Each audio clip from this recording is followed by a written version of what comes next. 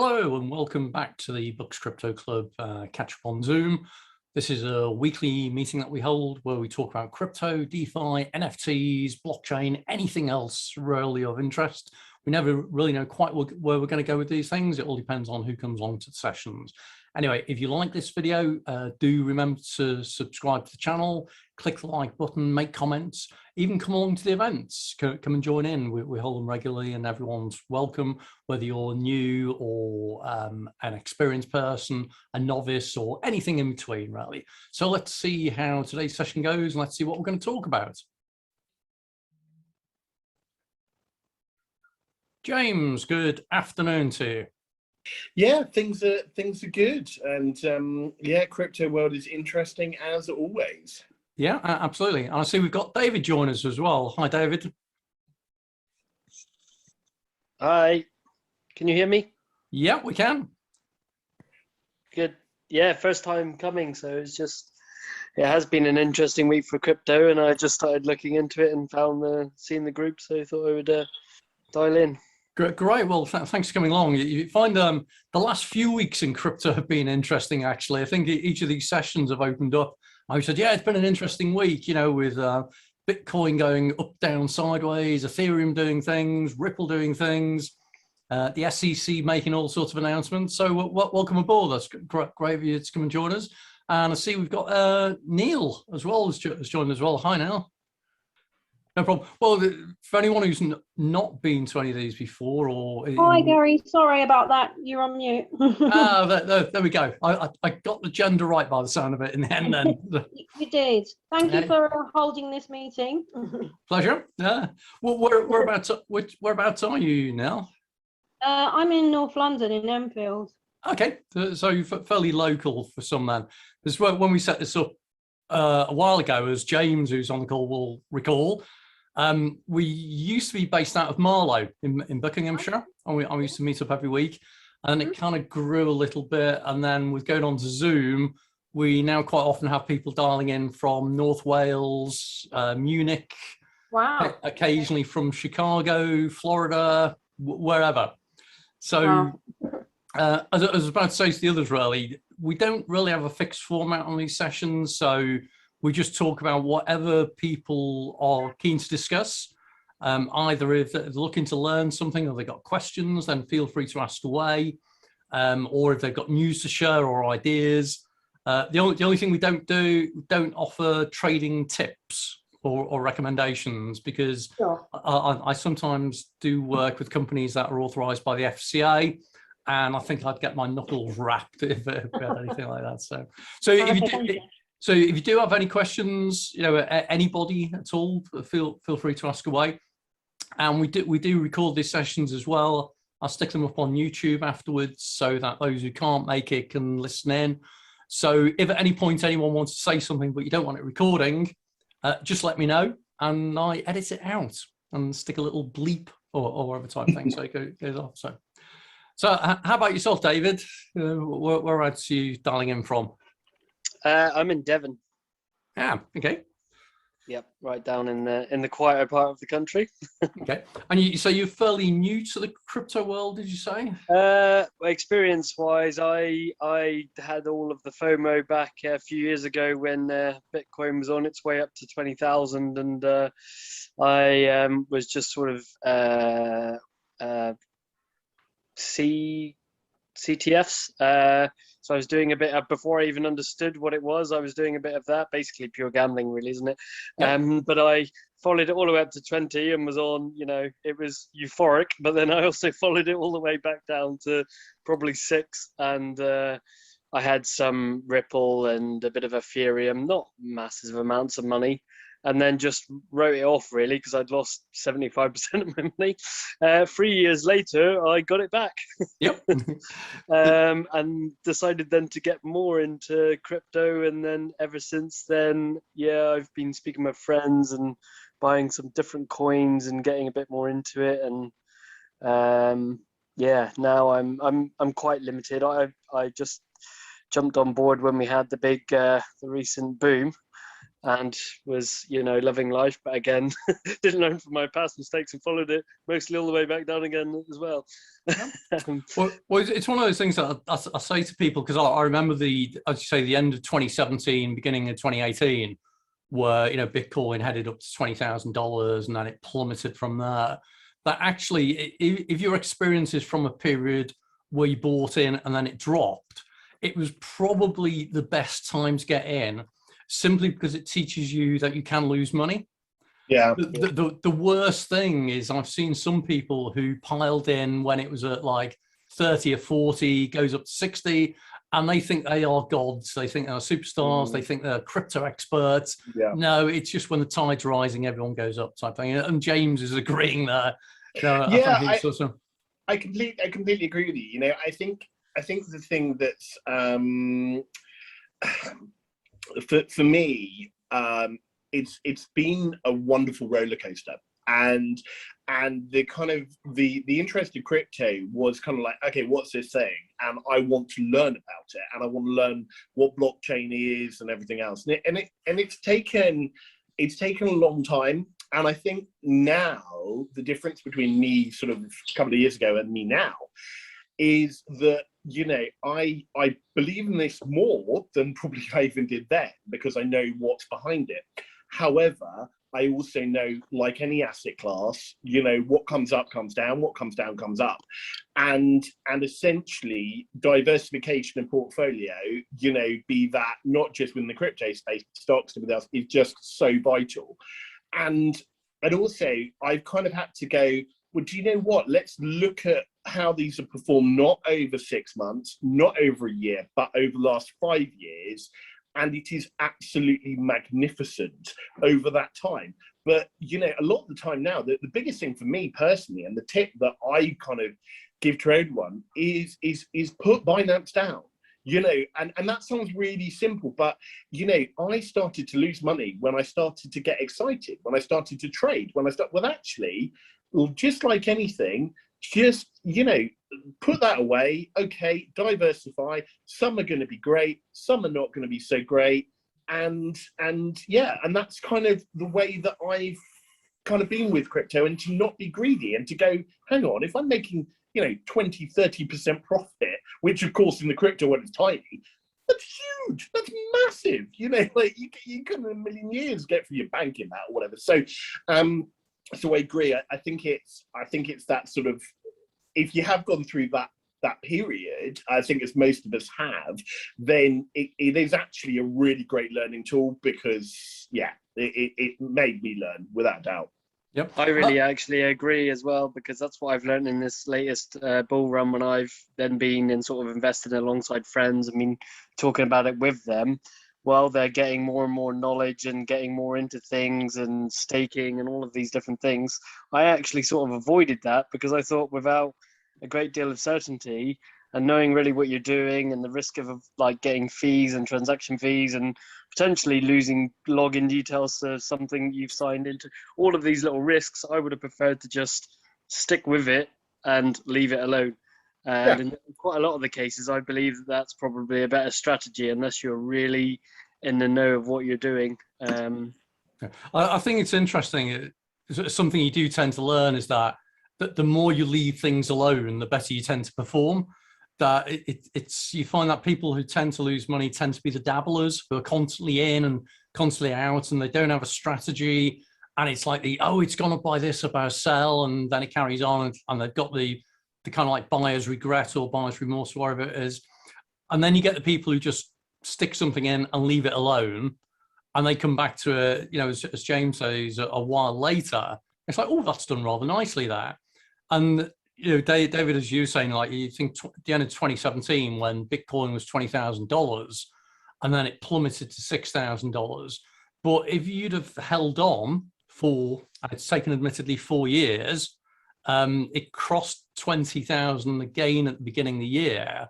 It's now, is it $33,000, $34,000? I'll lose track so much these days.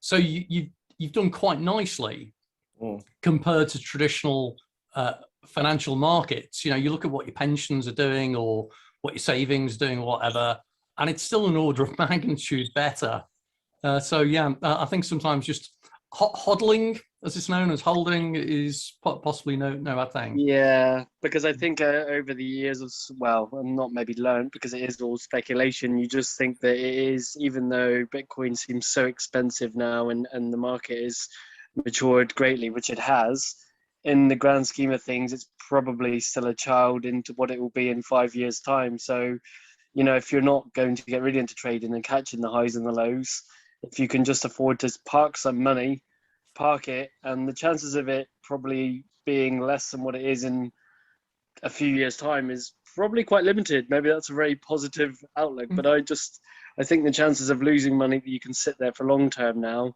is very slim in crypto, as long as you can leave it alone and afford to, you know, not use it.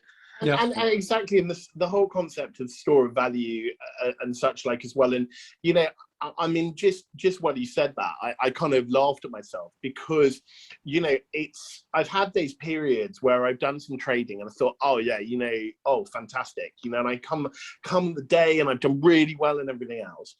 And then the next day happens and I do the same strategies, the same thing, and then I lose money. And actually what happens by the end of the week is that I've probably not lost anything, but I've not gained anything. So what's the point of that? Whether actually I have lost something, because if I just kept that in the coins that I believe in and stopped messing about, then actually I probably would have made that week, you know, 1-2%, whatever.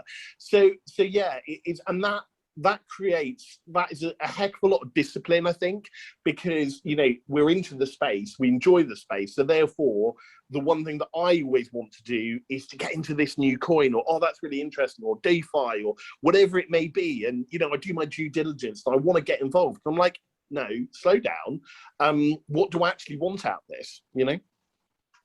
Yeah, it's exactly that. I think it's exciting, but at the same time, you know, you got to remember, even if you don't lose any money, or maybe you gain, you know, 1% or something like that, you think actually there's a lot of time, effort, and emotion that's gone into that as well. So it is, you know, it's got a time cost as well, isn't it? And your, you know, stress levels. So Yeah. sometimes it's better to just leave it. I think that, David, you make a great point there, actually, because James was saying about how it is that sometimes, you know, you don't lose anything. Well, in actual fact, what you are losing is the time and effort of monitoring these things so much.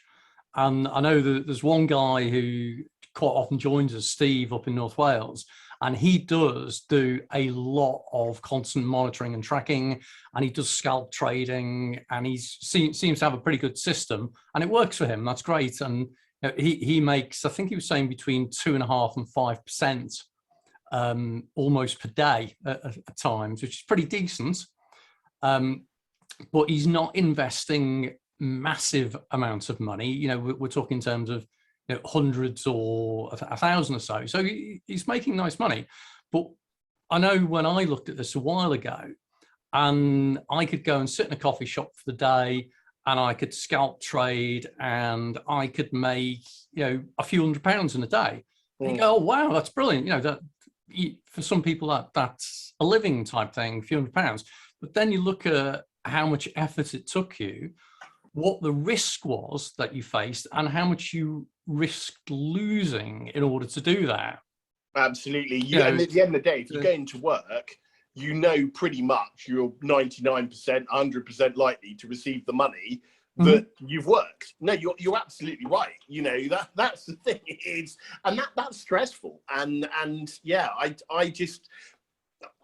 want crypto to be fun. You know, I believe that's what's incredible about this space, is it's fun, it's interesting. I met some brilliant people, and it's very easy to not become fun with stuff like that. Get into NFTs if you want fun.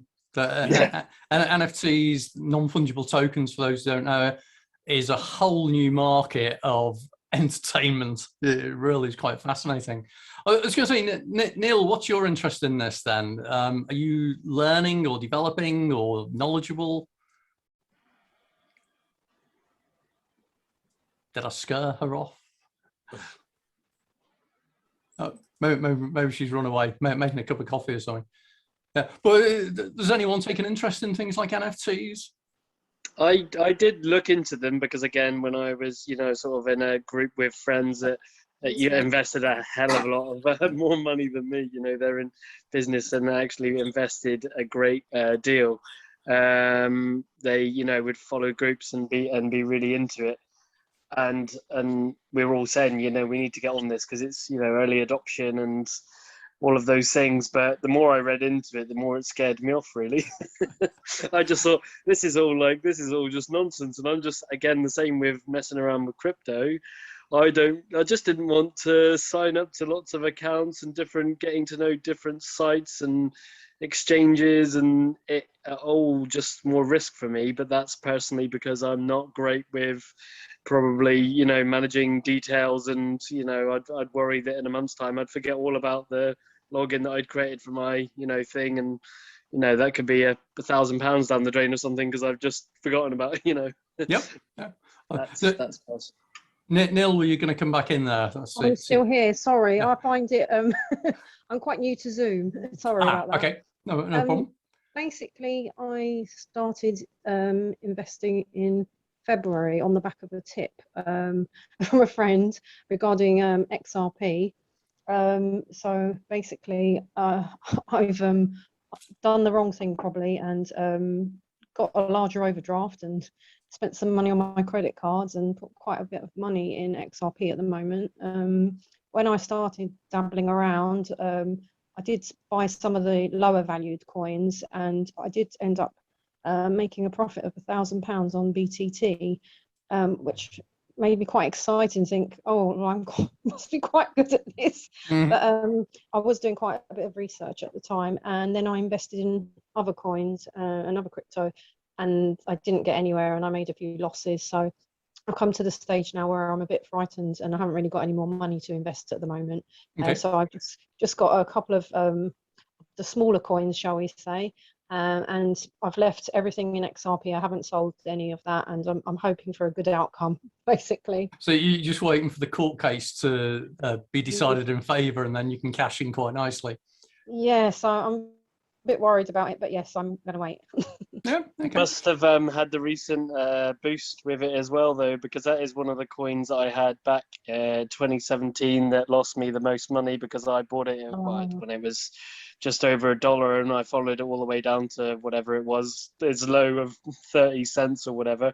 Yeah. But then I eventually sold it off when it had the recent boom. I decided to sell it all off just because, yeah, I'd held it for that long. And my friends were so amazed about how it was massively gaining when it was going through a court case. They couldn't believe it. There was no rhyme and reason behind it. If anything, it should have been, you know, going down, but I guess it was a lot of optimism about the court case having a really big effect on the coin, even though Ripple decided, well, we're saying that they would even ditch XRP if they had to. Yes, it's all a bit worrying. I think it's probably XRP and Ripple is simply a good example of just how crazy the entire world is right now. That there's so much going on, whether it's oil prices, commodities, or crypto, or whatever, where you try and look at things from a rational, sound perspective. And as you say, right, there's a court case going on. That could go either way. That makes it highly risky. No one's going to go into that at the moment, and people do. And you see the price go up and everything. And then it's as you say, the dependence on the court case, that might have quite a significant effect on the price, or nothing whatsoever. You know, I've seen this occasionally where something has happened, and whether it's like a hard fork of a cryptocurrency or a court case or something, and you think, oh wow, you know, this is going to be seismic on the impact.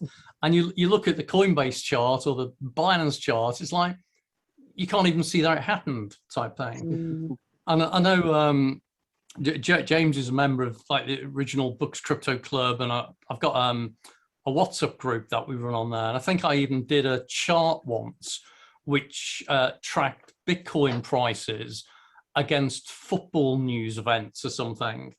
And it's one of these things that actually showed that there's a correlation between announcements being made about Premier League football and Bitcoin's price. And all it proved actually was that it's completely random, there's no connection, and you just can't fathom out what's going to happen next. So It's interesting. So Neil, I hope the court case works out in a. I know. I I know. started looking into that exact same thing, really, because there was this. I mean, we've had all of this recent ups and downs from Elon's tweets, and that got me thinking, like of looking for the correlation between certain Twitter sentiment and cryptocurrency, but it's all very far-fetched and not even very reliable. Yeah, I mean, I think I think that's completely right. The thing that I think all of us want to believe is that there's a link between the S&P or the Nasdaq, or if this does that does it. It just, crypto is crypto, and it doesn't make sense so much of the time, and I've definitely been there where every single thing makes sense that it's going to go into a bull run or going to go into kind of a negative dive or whatever, or some news or such like, and it just doesn't. And yeah, it's and this is what's difficult with the SEC. I mean, my diversification, I made more post XRP, because I agree, I just don't know what will happen. If that was a normal company, if it was stock related, and I don't know, BAE Systems were in some kind of, I don't know, Ford thing or whatever, I'm just putting a random company or Raytheon or whatever, like Alumara, I think was the actual thing. Yeah, whatever, a random company that is Acme, whatever. When they win that, then the stock's going to go up. When they lose that, the stock's going to go down. This, yeah, we don't know. And I absolutely agree that the one thing for sure is that we don't know. And I think that there's a hell of a lot of people in the crypto space, particularly on YouTube and everything else, that want to wax lyrical about how fantastic one coin or another is. But I think a lot of the time they don't know. Yep. Really. Yeah. Well, my theory is that the only people that you listen to in crypto are the ones who own their own yachts, their own helicopter, and their own private island. Yeah. Because if they don't have those things, then they probably just happen to have been fortunate in their trading. And there are very few people who truly know what they are doing. And then there's a whole lot who just happen to benefit as it goes along. So still, Gary, I watched your last week's talk, and when you were saying about it, a lot being psychology, I really feel that's it. You'll get, even when they're doing tech releases in a company and you think that's really going to push the price up, it's all what these stories, how they get into society, and then how that plays in people's psychology. Yep. So regardless of whether it is good tech or not, or some like news, it's almost like, can you predict what psychology is like in society at any given time, which is almost like impossible, because people's psychology sway from day to day, and it's all just sort of, so I guess some of it will have an effect. If there is some good news, the chances are it will improve something, but that one good story could be outweighed by one that comes out the next day. One day they're saying we've released something that's great, the next day China's then saying we want to ban crypto again, and then before you know it, the psychology's took a turn. So I think relying on specific stories is very hard. It's interesting picking up on that I know there are companies who do social media sentiment analysis. So that they look at things like Twitter comments that people make and all this kind of thing, but they're all retrospective. They're all after the events. So the only person I know who, when they make a tweet, it does affect the price of crypto, is Elon Musk. He's made some comments, and you can see Doge, Bitcoin, blah blah blah blah type thing, but you don't know what effect it's going to have, and you don't know when he's going to tweet it. But the thing on sentiment analysis and psychology, this is where I find crypto technical analysis really interesting, because technical analysis in crypto works because everyone else is using it, and therefore it's a good way of figuring out the psychology of the market. And this is where, you know, everyone's watching the Bitcoin price, and it goes through on the, you know, what was it, the golden cross of the 200-day moving average against the 20-day, blah, blah, blah. And everyone is looking at that, and everyone knows everyone else is looking at that. So everyone knows that everyone's going to behave the same way. So this is where I find technical analysis and psychology fascinating, because in the crypto market, you can actually use it to kind of predict the behavior of the crowd simply because everyone else is doing it. But you still can't profit from it. So anyway, I see we've got Mark's joined us as well. Did you manage to overcome your technical difficulty there, Mark? No, I've just been running late today. Just had lots on, so but I've never joined one before, so I just thought I'd see what you guys were brilliant.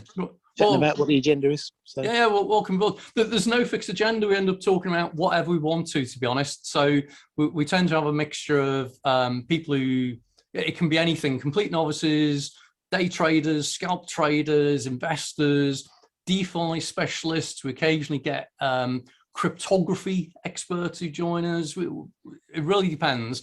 So that the floor's open. If you've got any questions or anything of particular interest that you want to chat about, feel free to just throw it in there. That's the case with everybody. Okay, well, thanks, mate. And, yeah, there's nothing really at the moment. Just I think I'm the same with everybody. You know, it's just some peculiar things going on in the market, isn't there? Especially with distributed finance at the moment. So see where that lands. You're right, and I was saying with some of the others before that, I think the last 3 or 4 weeks of these sessions have opened up with, it's been a bit of a crazy week. You know, there's all sorts of stuff going on, you know, of prices changing, markets, legal cases, all these kind of things. Where's your particular area of interest then, Mark? Do you look at, is it crypto or DeFi or what? Everything really, just as just to see what's going on in the market. But I've got a few little dabbles. I mean, you know, I've gone through Binance. I've got a few things bubbling away. So Stratus is one of the ones that's sort of looking at the moment. My brother's involved with them. Okay. Is Stratus the London-based firm? Yeah, it's the one that obviously they've got the Microsoft blockchain connectors. Okay. Because Microsoft are dropping their link with blockchain, aren't they? Yeah, in October, is it? I think it is. They're discontinuing the Azure service. Yep. Okay. But I think Stratus is still doing quite well, and they've obviously got the Strat coin as well. Yep. So we'll see where that goes. Taking a little punt in there. It's interesting because I haven't heard about that one for a while, because I think I've met some of the team in London before now, and it's unusual to actually get a cryptocurrency blockchain team in London. You know, you look at Cardano, wherever they are, and yeah, most of them are either Swiss based or wherever else type thing. So okay, I'll have to keep an eye on Stratus again then. So I think they've got a hackathon coming up. So my brother's company uses, and he's one of the business development guys for Triad, and Triad's it's quite a small company, small cap, but they've been sort of linked in because of the Stratus. They get linked into the moves with Bitcoin and things. People think they're crypto miners. Okay. So that's been quite an unusual journey. So yeah, it's just interesting to see. And as you say as well, yeah. So Microsoft are dropping it, but I think there's enough people to keep it going.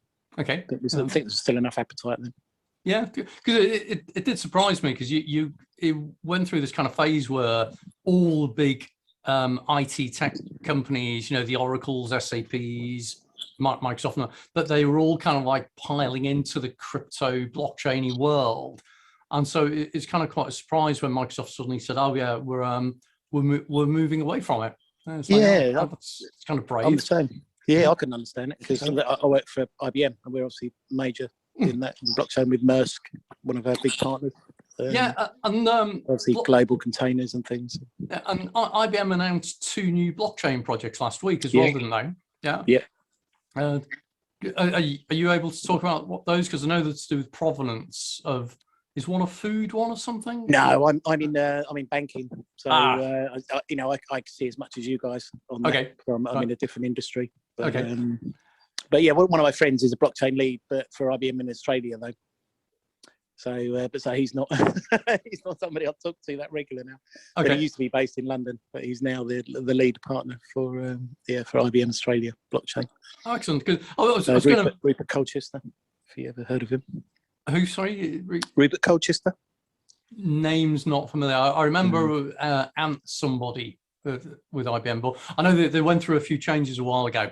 So Yeah. I tend to avoid naming names because you don't always know if they're still there or not, like that kind of thing. Yeah. Yeah, it's been quite volatile. Yeah, because Yeah. Ryan Rugg from R3, I remember she joined IBM Blockchain last year, I think it was, and I know her from her days in banking and insurance with R3.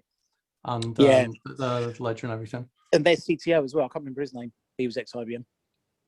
So he's been at R3 for quite a few years now. Oh, Richard Kendall Brown? Yeah, Richard. Yep. Yeah, I was in a tweet conversation with him about something the other day. So cool. Small world anyway. Cool. Yeah, especially in blockchain. Yeah. Okay, cool. Excellent. So Okay. do you guys think in terms of money coming into crypto now, maybe the market's turning around, that so-called whales and big investors will help turn the market around? Or do you think it is all just down to, the masses and the psychology of it, of buying in? Because people keep saying, there's big institutional investment coming in, it's all gonna, it's good. But I just don't know if I believe it, really, to be honest. My impression is I think it's only just beginning. You've now got companies, whether it's BlackRock, Grayscale, whatever, beginning to develop crypto type products and talking about exploring it. But none of the big financial institutions will properly move into this space until it's formally regulated. So right now, trying to get anyone to give you a bank account, even, they'll all talk about the fifth money laundering directive and anti-money laundering and why it is that they won't give you a crypto account. So if you can't even get a bank account for your business, then trying to develop, if you're a hedge fund or an asset manager, a capability where you're dealing in crypto is almost impossible. So what I think is going to happen is we're going to see increasing regulation coming through. And then once it becomes more regulated, that's where I think the taps are really going to open. And that's where you're going to see some serious growth. And, I don't offer recommendations or projections or whatever, but I think you're going to see the crypto market increase 10-fold or 100-fold. So we'll see where that goes. I see we've got Lavinia joined us. Hello, Lavinia. Hey, Gary. How you doing? Hi, James. Hi, David. Hi, everyone. Hey, how are you? I've been meaning to join for a while, for a couple of weeks, but there's always been something or another on. So here I am. You managed to recover from your DeFi event the other day, then? Oh my gosh, it took me about 3 days, but yeah, I've still got a migraine. I don't know if it's just because when you're so intense, and then I wasn't well. So, but yeah, just about. But it was fun. It was good. It was well organized, to say the least. So. For those who don't know, Lavinia was the master of ceremonies, wasn't it, of a DeFi and NFT conference a few days ago? Yeah, with a whole bunch of really interesting topics. Actually, it was well worth going to. It was good. Yeah. So yeah. Well, the recording will be out on Tuesday, and it's free, so for anybody who wants to watch it. So yeah. Well, that'd be really interesting because as I say, my knowledge of NFTs is non-existent. So that'd be really interesting. Yeah. Okay. And I had a fair amount. Was it sponsored by an African country or something, Lavinia? Because there was the African connection, wasn't there? Yeah. So the organizers, they're called Bitcoin Events South Africa, and they've been doing events. So it's an African company, and obviously, if the pandemic wasn't there, then it would have been held live as a physical event in South Africa. So yeah, so that's where that connection is. Cool. But James, I recently had an article come out in Cointelegraph about NFTs. So anything you want to know? That's really kind. Thank you. Yeah. No, definitely. That's really kind. It's it's just such an exciting space. And it's always just great to learn. It's Yeah, it's definitely. for me. It's totally a hobby. It's not anything I do as a job. But I very much believe one day it will be completely within all of our lives, and probably we use it without. I remember, Gary, you once said, when things really change a blockchain is when we use stuff without even knowing it's blockchain. We just use it. Yep. And I genuinely believe that will happen one day, and I can imagine my kids just using blockchain and not even blinking. So it's very exciting times in many ways. It will just be like the internet in the future, won't it? Yeah. Yeah. Well, it's funny you should say that, though, because I do education and training sessions in blockchain and crypto and all sorts of other stuff. I always say, one of the most profound things about blockchain is that it's a protocol. And the two amazing things about a protocol is, first of all, they're completely boring, so no one's interested in them. And secondly, they're game changing. So you look at one of the other protocols a few years ago, TCP/IP, is the internet. And people use it, you don't even think about it. Then HTTP, which is the World Wide Web. Again, it's a protocol. You don't you don't think about it, you just use it. And it has kind of changed the world a bit. That's good. Chris, so you joined us. Hey, great. Yeah, hey, Gary. Hey, Hey. everybody. Sorry for being late. I just saw the message and thought I'd pop in. Hey, that's good. You're not traveling today then? No, I'm not. I actually just got home like 20 minutes ago. Okay, that's good. Well, thanks for coming in and joining us. Thanks for having me. Yeah. Always good. And as I was saying to everybody, if you've got any questions or anything you'd like to share, we don't have to follow a fixed agenda on these kind of things. So just bail in, throw it in there. If you've got any burning questions about what something is or how it works or any news or anything you want to share, then fire away. That's the opportunity for someone to say something.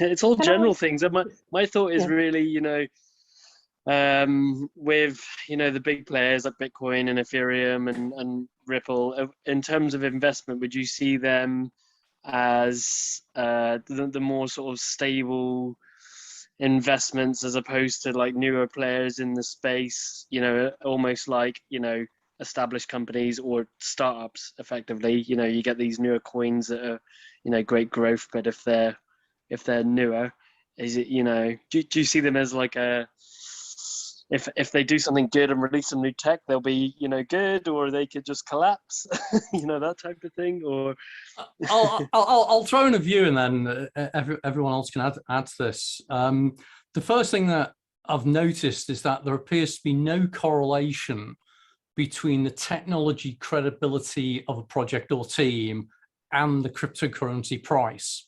So I use an example of this, Bitcoin.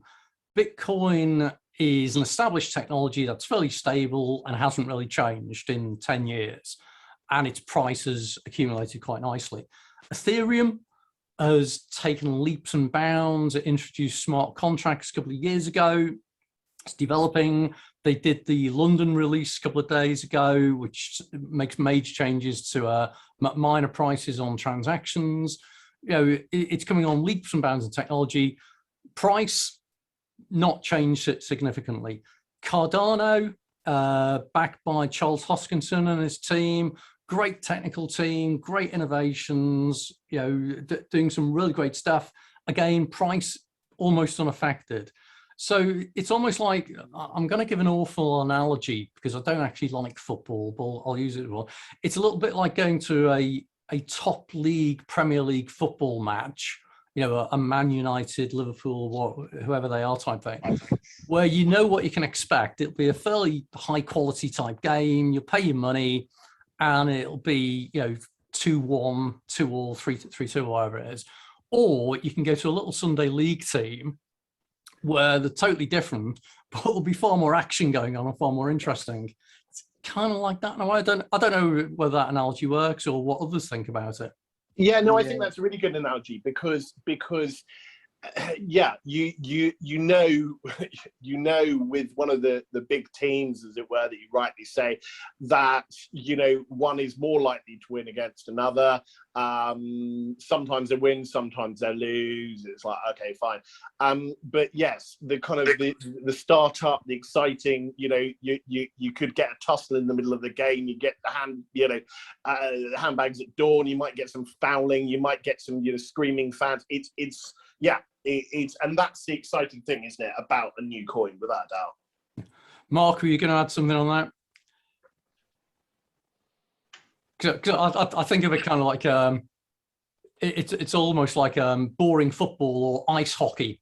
And if you've ever been to an ice hockey match, they are just totally different. So, I guess I agree with like the tech and probably my experience with XRP really, because I waited all the years and seen all the losses. And my idea back then was because it is very institutional and trying to get into the banking system and whatnot, that there would be a great thing, mass adoption and everything.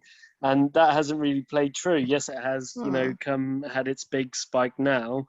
But, especially when they're talking about regulation, you would just expect them to all look at XRP and be, for that then to be the one. So it doesn't really translate, because I think that, that would still have mass adoption, like it would be worth a lot more than it is. It wouldn't have dived so much.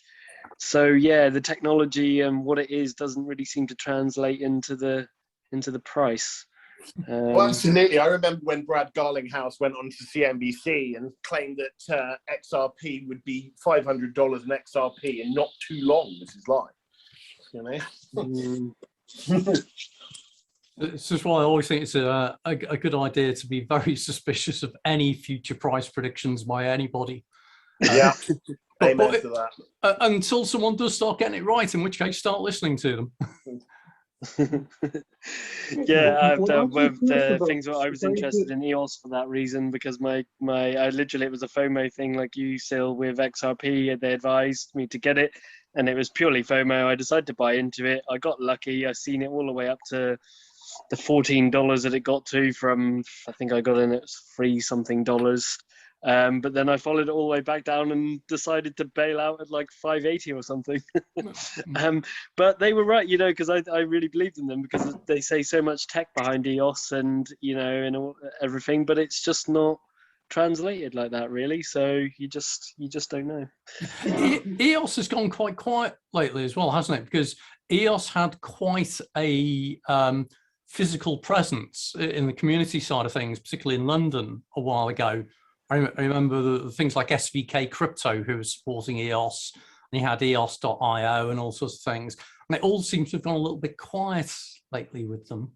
Yeah, it was flagging behind everything, because there seemed to be not as much love for it for whatever reason, the other coins. But then it just, it shut up and had its real, because I decided I was going to get out a bit, and then it carried on boosting, say, when I got in just for March at $3 something, it got all the way up to about $14. So it had a real, seems to be its time, because the technology is there. So there's no reason why it can't get back to its new all-time high of $20 something. And it, it got up, and then it just, the same as everything else, when they go up, but they fall even harder, these altcoins, for some reason. And it's, it's really struggled. And now everything's climbing again. It's still, while it's, having green days, it's still, quite struggling in comparison to, DOT and Ethereum and some of the other, like even, ADA's, bounced back quite well. But so the tech, all in all, doesn't really seem to, like you say, it doesn't really seem to translate. Yep. Completely. I mean, I found that with HBAR, with Hashgraph, Hedera Hashgraph, I really, really believed in the tech massively. I still do. But doesn't seem to be making a difference to the price that much. Which is weird, because you'd think, okay, I really like the technicals, I like the white paper, you're doing all the due diligence and everything else and all the right things, but it just doesn't, a lot of the time, it just doesn't seem to compute. Or it doesn't for me anyway. It feels like one big popularity contest, Yeah. Dogecoin is next to worthless, but because it gets popularity in society, that's what affects the price rather than anything else. It's well, we're talking about NFTs and being like baseball cards. It's almost like that with crypto. Who wants the most interesting cryptocurrency because it's the most popular baseball card, or It was quite annoying when they actually introduced baseball cards for NFTs, because up until that point, I'd actually used Pokemon cards to explain what crypto was. And I was saying, like, look, it's basically it's these cards that you play around with in the playground, and people want to buy this one, and and that's why the price goes up and everything. And then they go and the NBA top shops go and launch the thing, $250 million worth, and now they've done $400 million worth. So yeah, that's kind of, we're gonna have to come up with a different analogy, and for Lavinia's benefit, it won't be a football one either. Chris, were you going to say something a minute ago? I don't know if I blocked you out on that. Yeah, no worries. What I was sort of interested in was what has been going on with Libra lately, because that was a big bet towards mass adoption. Yeah. Right, and together with it, maybe shooting for the technology as a whole. So leaving aside the transactional aspect of coins and cryptocurrencies in general, I'm not sure where they are today, the Libra project as a whole. So my understanding, because we were talking about this a couple of weeks ago, and I put this up in the video we did. Libra, a number of the founding members, such as I think MasterCard and whoever one of the other payment providers were, stepped away from the project. Facebook took a back seat and said, it's not just us, it's lots of other companies, blah, blah, blah, blah. They then rebranded it from Libra to be Diem, so DIEM, and now they have re-domiciled. They were Switzerland based, and they were going for Swiss regulatory compliance. They've now stepped away from that. I think they've pulled the Swiss FINMA regulation application, and they're re-domiciling in the USA. And the last I heard was that they were looking at developing a pool stablecoin. So effectively, it would be kind of like USDT, USDC, where it would be pegged against the dollar. But the last conversation I heard, that they were talking about pegging it against a basket of currencies. So it would be the dollar plus, euro, pound, whatever else type thing. Yeah. So that's the last I heard. That was as of a few weeks ago. What's weird for me is the turn things took over the last couple of years. So ever since Libra was announced, how everybody was super hopeful. When you saw the lineup of founding members, leaving Zuckerberg and Facebook aside, the fact that MasterCard joined and they were in it, from the get-go, it all seems rather odd. So I'm not big on conspiracy theories or anything like that, but it just doesn't make sense for me, because the business opportunity was huge for everybody involved as a founding partner, and it just doesn't click for me why they took a step back. So there's a very good reason for that, which is well known, and that's because soon after they announced Libra, there were kind of two shockwaves that happened. The first was that the retail banking sector woke up one day and realized that what Libra represented was an organization with 2 billion customers with an alternative payment provider overnight in an unregulated market. So what happened? The first shockwave was that the retail banks turned around and went, whoa, this is a company that's come out of nowhere that could suddenly be offering unregulated payment providing systems that could quite harm the retail market.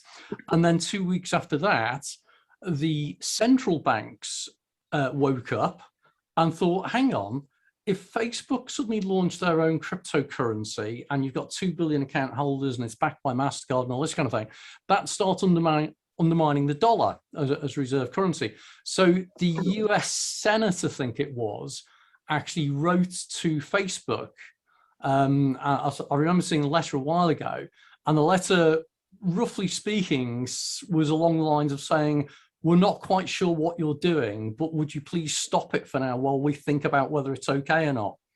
And that was the point at which Facebook then took a step back, Libra took a step back, they got rebranded to DM, and it all went quiet from there. So I think it was, you're right, it represented a seismic change opportunity in the payment space that was too much for the regulators and the banks and the government. But for me, when I was looking at everything unfolding, in the beginning, for me, it just felt like the creation of the S&P 500. It just felt like an index, because you would have something that's pegged against the dollar in the beginning, just as a proof of concept, and in the future it would be pegged either against an average between multiple currencies. At that size, of course, it would have been regulated after the fact, exactly like the S&P 500, right? So it wasn't uncharted territory. Everything was quite obvious, right? Mm-hmm. So of course the retail banks, and not only them, would lobby Congress and do whatever to stifle the progress on it. That was again to be expected. Of course, some regulators, and here I'm not just looking at North America as a whole or US, right? But everything that unfolded afterwards, the reactions from the regulators and whatnot, all of that was to be expected, mm-hmm. right? So what I don't get is, if it was obvious it's going to happen like that, why did they took a step back when it actually did happen exactly like that? Yeah. You know what I mean? So yeah. I describe the equivalent of picking up a rock, throwing it at a piece of glass, and then running away once it broke. Did they expect any type of different response, or it doesn't? That's what doesn't make sense for me, right? And how things are developing right now, because it's essentially a back burner project, right? All of the steam it had went away. Yep. But I that's what doesn't make sense. Just to chip in on that, the one that worries me is Amazon could do a barter mm-hmm. token. Yep. Because of its huge trading platform, it doesn't have to involve a currency, does it? It can actually start bartering and trading with a token that isn't underwritten. Yep. Which I think is the worry. Facebook isn't really.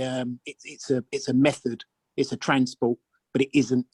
It doesn't have goods and services. Whereas Amazon now is a trading platform, isn't it? And they could actually, start bartering with things with an Amazon type token. So that's the one I think might have some legs. I think you're right, because that's interesting. I do some stuff in the insurance sector, and Amazon is an area of concern, because Amazon could suddenly start self-insuring all of its products. But you're right that Amazon is a trading platform, and with trading you've got buying and selling, you've got payment processing and everything like that. Whereas Facebook initially was a membership platform. But Facebook, a lot of people don't realize how much Facebook business is growing, as in, Facebook business, the entity type thing, where more and more stuff is being sold through the marketplaces now. So I think they're trying to grow. But I think you're right. Instagram natural is the commercial one now, isn't it? I find so many things on Instagram are adverts. Yeah. And that's Facebook owned, isn't it? So. That's right. So I think it's the short answer is we don't really know. But coming back to Chris's point originally around Facebook and Libra, I sometimes describe Libra as being the largest ever cryptocurrency project that will never happen, because it opened up so many cans of worms all over the place. But as you say, maybe they intentionally did it to throw a brick in the pond to see what would happen. I've had a little bit of dealing with some people from Facebook at a fairly senior level, and it might just be that they just didn't think about it. They're fascinatingly arrogant in their outlook on some things, and maybe they just didn't consider the regulatory issues or whatever. So who knows? Talking about sort of corporations doing their own coins, do you think there's any risk of, the banks, they're talking about banks jumping in and creating their own currencies to keep up with all of this. Do you think that will have a positive or negative impact on crypto if the banks do start doing it? Or you've got two major things going on, really, haven't you? You've got on the retail side of things the likes of Ripple or JP Morgan. They've got their JP coin. Or various other consortia that are talking about having crypto. There's also central bank digital currencies, which people are mixing up with crypto. So a central bank digital currency isn't a cryptocurrency, but it may have some features and attributes that are similar to it. And I actually think that once we start seeing central banks start introducing digital currencies, that will have a spin-off effect on crypto simply through association, that people get more comfortable with it. The fact that you're using a mobile phone with a wallet, all these kind of things, which just means that crypto will be normal. And like James was saying earlier on, just like blockchain, you'll be using some form of digital currency or cryptocurrency. You won't necessarily know which, and you won't care. You'll just be making payments. So I think more average people will actually start buying into crypto and not see it as a scary, complicated thing that is a bit like voodoo magic. They'll be going, actually, this is just becoming normal now. How exactly. Like people were scared of Google Pay or Apple Pay. Now it's mass adopted, isn't it? So I suppose it's just the next natural step. Exactly. You go to your PayPal account and you click on Pay Now. Does it matter whether it's in GBP, USD, or BTC? Not really, as long as it gets paid. And if you can do it in a way that it's done effectively, quick, safely, securely, and easily, then it'll be successful. It's the easily bit which everyone's missing out on at the moment, because crypto it's too complicated for people, isn't it? Yeah. Even if you're a lover of crypto, it's still a complete pain in the proverbial at times. So. Folks, we've got 4 minutes left before I close off. I'd like to close these sessions on time at 8 o'clock. Does anyone have any particular questions or queries or anything that they want to ask about? Yeah, just wondering if anyone saw Elizabeth Warren's kind of views on kind of crypto and what people's sort of take on it were, really. Go on, James, tell me who Elizabeth Warren is. Oh, sorry. She's the she's a American. I think she's a senator. Yeah, a Democrat senator. But I think she's on sort of. I don't think she's on the SEC, but she's on like finance committees and stuff. But it was just that very, that kind of negative sort of. It felt like it was going back to the it's all used for crime thing again, which is just. I just think such a kind of an immature argument. It's the dollar and dollar cash has been used for crime like forever. So it's just it's one of those Is she involved at all in the US infrastructure tax bill that was going through yesterday? I don't know. No, she's not. Okay, because that was quite an interesting one, because my understanding from there is they're trying to introduce a method to force crypto brokers to pay tax on any transactions they're involved in. And the definition of a crypto broker was pretty loose and could almost be interpreted as, if we do a peer-to-peer payment, Gary pays James, James pays Gary, that's a form of brokerage. And they were almost arguing that should incur an additional taxation on it. So I think America's trying to get rid of crypto, but by fair means or foul at the moment. Lavinia, do you have any other thoughts what James was saying about Elizabeth? No, I mean, there's always going to be individuals who are going to be against crypto. So she's just one of them. She's old school. And I mean, you've got Christine Lagarde. She speaks negatively about crypto as well. So to me, they'll turn around eventually. Right now, they don't understand. And so what they don't understand, they put down. But there's makes sense. But there's a lot of voices, and not just young voices in the Senate who are for crypto and fighting very hard for it. So let's just see what happens. I mean, America is a law unto itself. So yeah, so we'll just see what happens, really. Yeah. America, the thing I find most fascinating, having worked out there and done various things, is you actually eventually realize why it's called the United States of America as opposed to America, and how it is that you've actually got 50 states, each of whom have got their own rules and regulations. Plus, on crypto, there's something like, I think it's 13 federal regulators who are claiming provenance over crypto in some way, whether it's the CFTC, SEC, you know, all that kind of thing. So I'm amazed anything in the crypto world happens in America, because you're dealing with so many regulators and that kind of thing. So anyway, maybe that leaves us in a good place with majority of us being the UK based. So maybe some hope for that. I was going to close the session off now by thanking everyone for coming along. Do come and join us again next week or any other week. Thanks for sharing your knowledge, ideas, whatever. Recording will be made available always. And as I always say to people these days, be safe and go and wash your hands. And have a good one, folks. Thank you, Gary. Cheers, Thanks, folks. Gary. Thanks Bye. so much. It was absolutely brilliant. Thank you. No worries. Take care. Bye now. Thank you, Gary. Bye. Bye all. Bye. Bye.